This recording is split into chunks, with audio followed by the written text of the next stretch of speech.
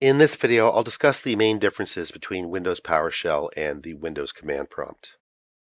To those who haven't had experience with PowerShell yet, it's easy to understand why PowerShell might appear just like a blue version of the Windows command prompt.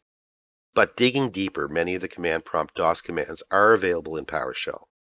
And nevertheless, that's where the similarities end. So let's take a quick look at what differentiates the two.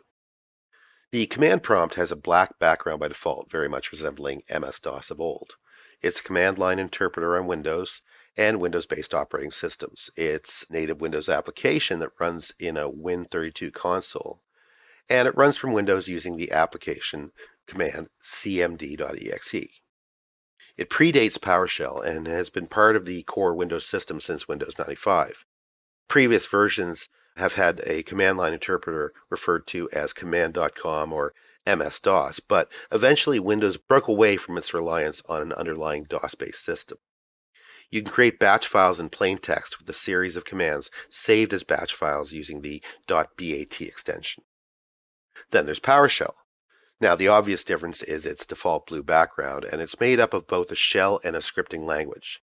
It's run using PowerShell.exe or PowerShell_ISE.exe for the integrated scripting environment. And PowerShell is integrated with .NET. It runs commands that are typically referred to as commandlets using the .ps1 extension.